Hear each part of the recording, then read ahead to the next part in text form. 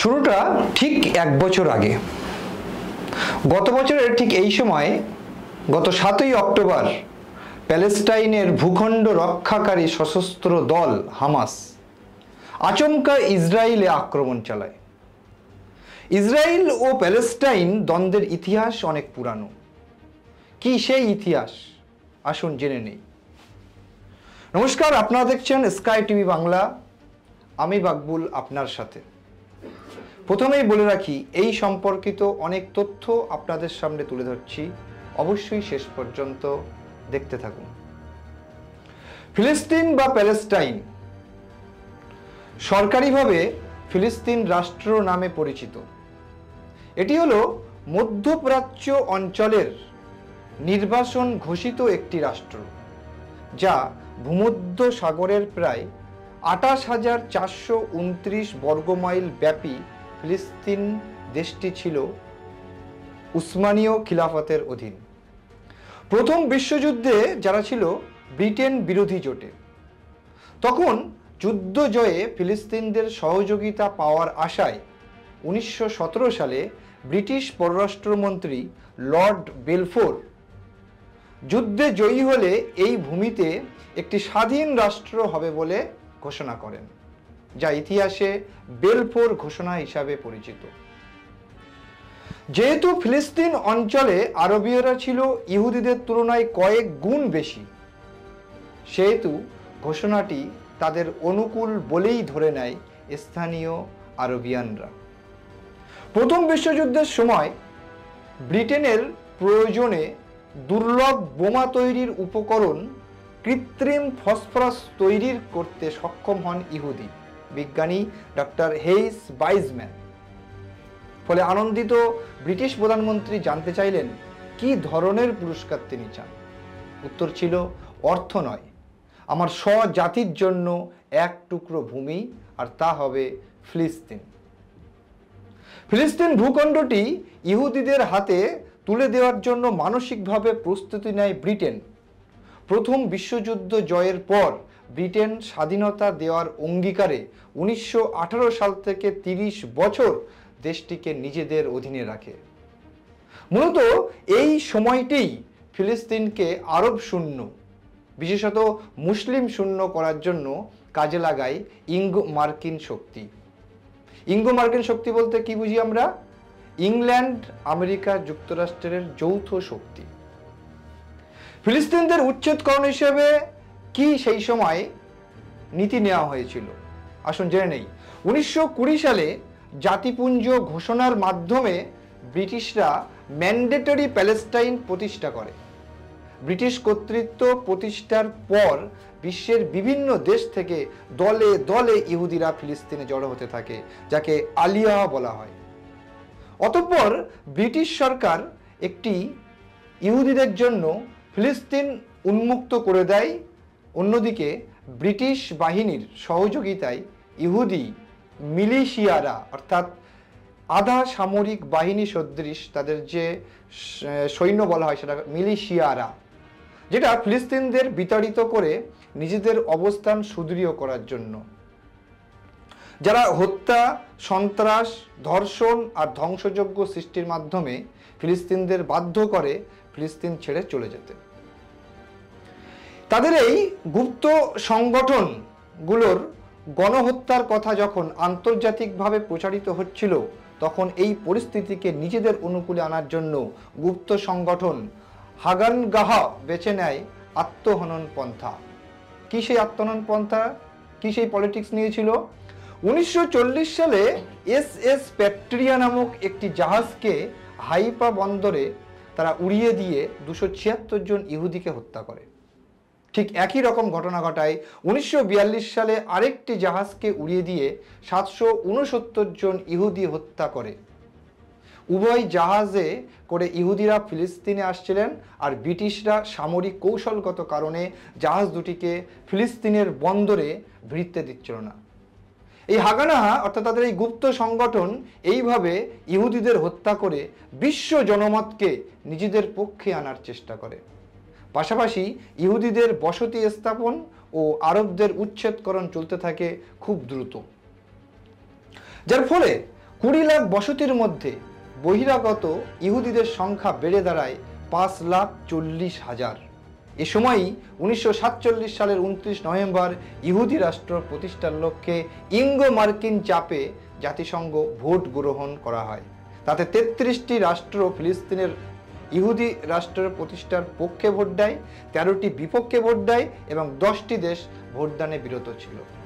প্রস্তাব অনুযায়ী মোট জনসংখ্যার 1/4 হয়েও ইহুদিরা পেল ভূমির 57% আর ফিলিস্তিনিরা পেল 43%।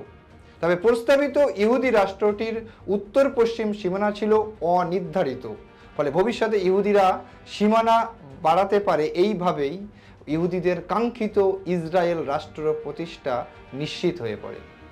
ইসরায়েল রাষ্ট্র প্রতিষ্ঠা ফিলিস্তিন অঞ্চলের কার্যত মালিকানা লাভের পর ইহুদি বসতি বাড়ানোর লক্ষ্যে এবং ফিলিস্তিনদের উচ্ছেদ করার উদ্দেশ্যে রাতে তাদের ফোন লাইন, বিদ্যুৎ লাইন কাটা হয়ে থাকে, বাড়িঘরে হ্যান্ড গ্রেনেড নিক্ষেপ করা হয়ে থাকে, জোর করে জমি দখল থেকে শুরু করে বিভিন্নভাবে নারী নির্যাতনের মতো কাজ করে স্থানীয় ও বহিরাগত ইহুদি এবং সরকারের মদতপুষ্ট সেনাবাহিনীরা।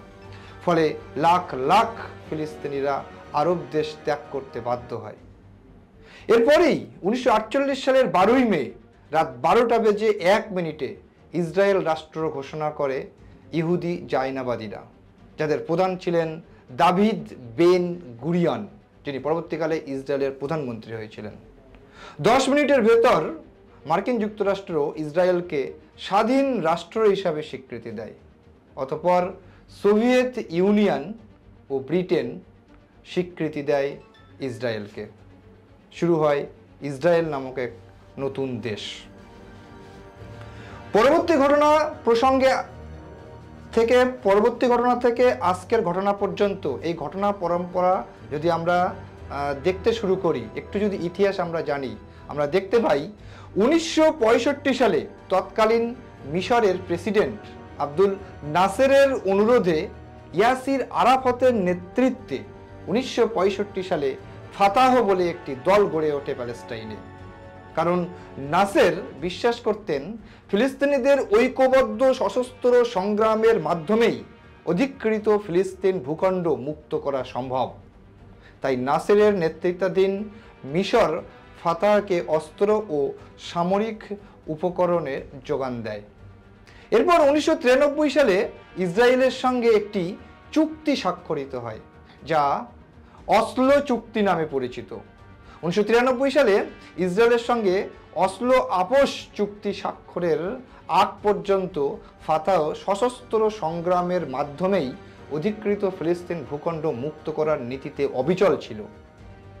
কিন্তু আপোস চুক্তি স্বাক্ষরের পর ফাতাহর তৎপরতা কেবল রাজনৈতিক সংগ্রামেই সীমিত হয়ে পড়ে।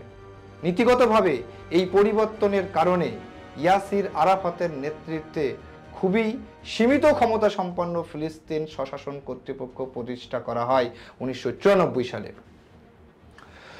তার ঠিক 10 বছর পর অর্থাৎ 2004 সালের 11ই নভেম্বর ইয়াসির আরাফাতের রহস্যজনক মৃত্যুর পর স্বশাসন কর্তৃপক্ষ রাজনৈতিক সংগ্রাম দুর্বল হয়ে পড়ে।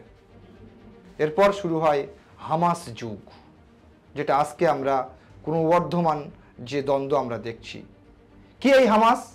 হামাস হলো ফিলিস্তিনের সুন্নি ইসলামপন্থী একটি রাজনৈতিক দল, যারা গাজা শহর নিয়ন্ত্রণ করে। 1987 সালে প্রতিষ্ঠিত হয় হামাস। প্রথম থেকেই তাদের দাবি ছিল ইসরায়েল যদি 1967 সালের সীমান্তে সরে যায়, ক্ষতিপূরণ প্রদান করে, অঞ্চলগুলিতে অবাধ নির্বাচনের অনুমতি দেয় এবং ফিলিস্তিনি শরণার্থীদের ফিরে আসার অধিকার দেয়, তবে তারা একটি যুদ্ধ বিরোধী নীতি গ্রহণ করবে। 2006 সালের পর থেকে বারবার ইসরায়েল হামাসের মধ্যে সংঘাত হয়। গত 1 বছর ধরে এই সংঘাত চরম আকার ধারণ করেছে। ফিলিস্তিনের এই ফাতাহ এবং এই হামাস, দুই দলের মধ্যে হামাস পরবর্তীকালে ফাতাহকে সরে তারা ফিলিস্তিনের ক্ষমতা দখল নেয়। তার পরবর্তী ঘটনাক্রম হিসেবে আমরা দেখতে পাই গত 1 বছর থেকে এখনো পর্যন্ত প্যালেস্টাইনে 42,000 সাধারণ মানুষ নিহত হয়েছে, যাদের এক বিরাট অংশ মহিলা ও শিশু।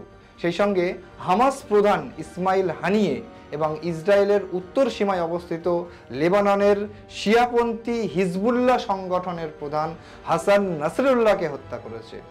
হিজবুল্লাহ ছিল ইরান মদতপুষ্ট একটি সশস্ত্র সংগঠন। এরপরেই ঘটনার মোড় নেয় অন্যদিকে। ইরানের সর্বোচ্চ নেতা খামেনি সরাসরি যুদ্ধের ঘোষণার ডাক দেন। ইরান প্রায় 200 রকেট ছুড়ে ইসরায়েলে। ইসরায়েলের প্রধানমন্ত্রী বেঞ্জামিন নেতানিয়াহু ইরানের সর্বোচ্চ নেতা খামেনিকে নিকেশ করার হুমকি দেন এবং ইসরায়েল ঘোষণা করে ইরান এই রকেট ছুড়ে তারা ভুল কাজ করেছে। প্রসঙ্গত বলে রাখি, নাসরুল্লাহকে হত্যা করার পর সকলেই মনে করেছিল নিজেকে বাঁচাতে খামেনি আত্মগোপন করেছেন, কিন্তু সকলকে ভুল প্রমাণিত করে বিগত 5 বছর পর প্রকাশ্যে এসে গত জুম্মায় নামাজ পড়ে লক্ষ লক্ষ মানুষের সামনে তিনি ঘোষণা করেছেন ইসরায়েলকে পুরোপুরি মুছে দেওয়ার কথা। এই বলে তিনি দেশের সেনাবাহিনীকে অনেকটাই মনোবল জুগিয়েছেন। এখন মধ্যপ্রাচ্য জুড়ে টালমাটাল অবস্থা। আমেরিকা যখন ইসরায়েলকে সমর্থন জানিয়েছে, ঠিক তখনই রাশিয়া ইরানের পাশে থাকার আশ্বাস দিয়েছে।